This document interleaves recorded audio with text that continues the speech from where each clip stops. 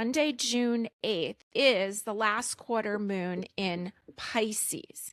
And so the last quarter moon closing out this moon cycle, there's no going back now as much as we might want to. The only way is forward into the newness.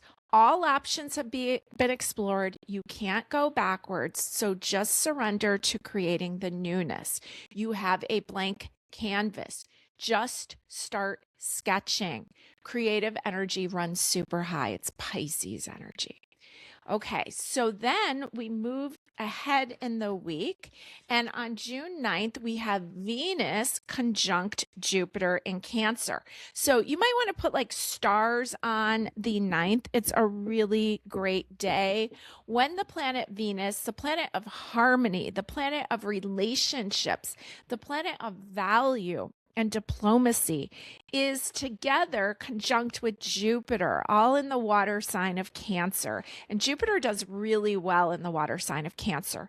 So your hopes and dreams may fall right into your lap. This is considered one of the most auspicious transits of the year for romance, for luxury, but it's also got themes of indulgence, okay?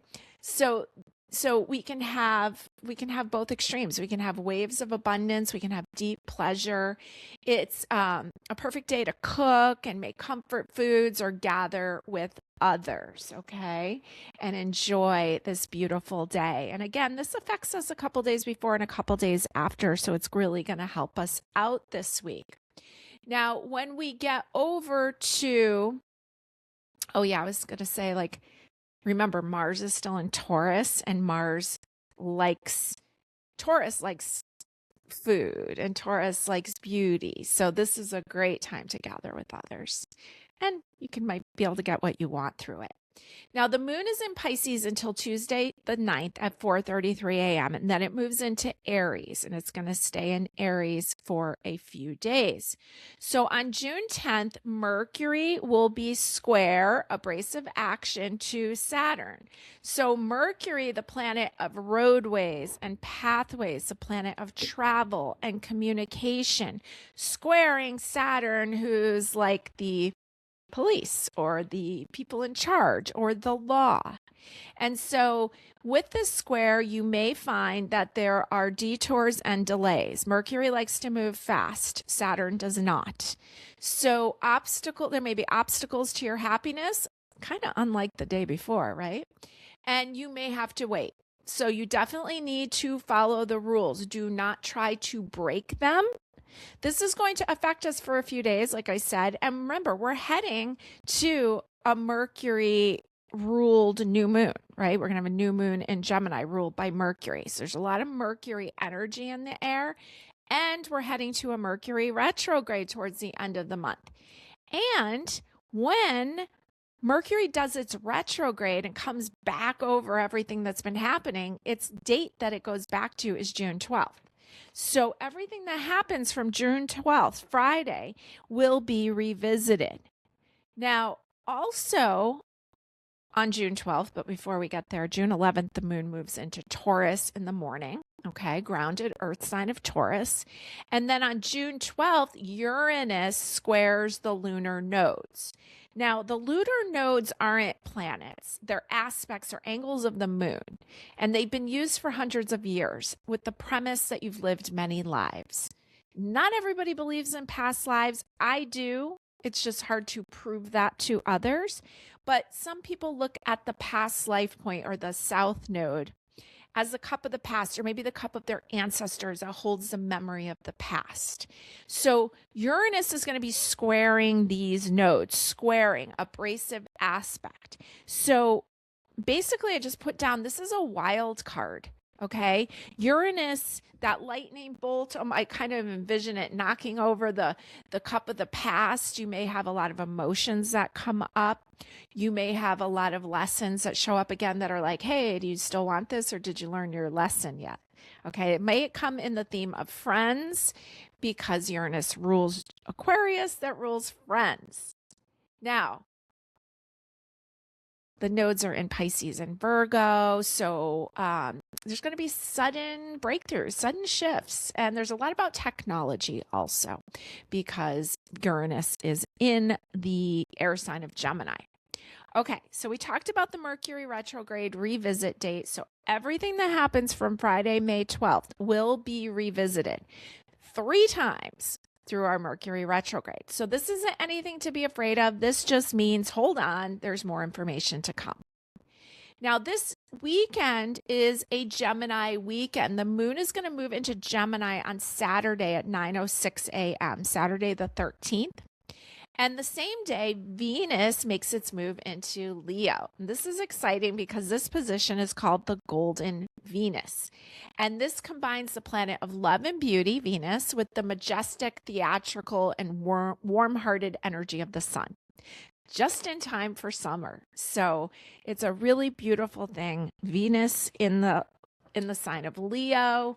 And, don't settle for anything less. Okay, so now we close out the week, June 14th, with the new moon in Gemini, 10:54 p.m. Eastern Standard Time. Now remember to make your moon water. This is when we place our order to the universe. And so get out a jug of water, mason jars ideal. Fill it with water, get it in the window a couple days before if you can remember, so maybe like Thursday or Friday, and let it charge up. Now, I like to write my order to the universe on a piece of paper, maybe 5 items, put it underneath the water bottle, put it in the window, let it charge up, let the order, right? I don't say wishes, you hear me say order, because an order feels more clear and direct. Asking for how you want to feel, putting these things in positive statements, and a couple days after the new moon, you can drink the water. Read your order to the universe, absorb it. Now, new moon, bend with the winds of change. This is a 24-degree new moon in Gemini, and it's going to be square 90-degree angle with Neptune. Now, we've heard a lot about Neptune. Remember, Neptune fogs things, and Neptune, it does want to help heal, but Neptune has a really great way of making things confusing. So it's already, let's see, hold on. Mercury is already going to go to, there's just a lot of Mercury, right? There's Gemini that's ruled by Mercury, and Mercury's going to go retrograde and lots of stuff. So again, things will be confusing. Wait on decisions, too foggy to tell. But insight can show up. Bright ideas can show up. There's going to be a lot of mental energy. I have to tell you, I'm a Gemini moon, and I've already noticed in Gemini season that I am like multitasking like crazy. Like I have to slow myself down. So it's going to be wild ride. If you feel like you just can't concentrate, get out a piece of fluorite. Keep it on your desk. It will help you concentrate. If you have rosemary oil, diffuse some rosemary oil, or maybe just pick some rosemary out of your garden and just rub your hands on it and give it a good sniff. Rosemary helps us focus, okay? So write your order down, revisit ideas. New moon in Gemini on the 14th. Highly communicative lunar reset that pushes for honest conversations. This energy favors rapid decision making and restarting projects that may have stalled out. But you might feel pulled in a lot of directions, and you need to stay grounded. Even if you don't know what you want, just stay grounded, and please refuse to let others throw you off your game. Okay? Stay focused. Bend with the winds of change. There's on and off energy. This too shall pass. Now, let's pull a few cards for this big week. It seems like this is just going to be a big month. So let me pull you a few cards. I have not looked at any of these. These are live pulls. And I told you what decks I'm using already. The Medicine Woman, the Wildwood Tarot, the Nice Wise Dog Tarot. This one's a new one to me, so that's kind of fun. And then the Solitary Witch is our oracle card, which I just really enjoy the Solitary Witch. The artwork is so pretty. Let's see, do we have a card here? Okay. All right, let's see what you've got. Your first card for the week is the Totem of Stones, Snake, the Crawlers. Now, the Totem of Stones, I'm pretty sure, is the Knight of Pentacles. And it's a snake, which is very Scorpio energy, and it's the crawlers. And so we were talking, snakes are an example of Scorpio, one of the many animals associated with Scorpio. We just want to be careful because, again, foggy, we can't see clearly, easy to get deceived. Moving slowly. Knight of Pentacles moves slowly. But then the Knight of Pentacles shows up again, and this is the Knight of Stones, and this is a horse. And it's interesting that they use a horse for the Knight of Pentacles, because I just think of the Knight of Pentacles as like the slowest moving. But this horse looks like he's kicking up a storm.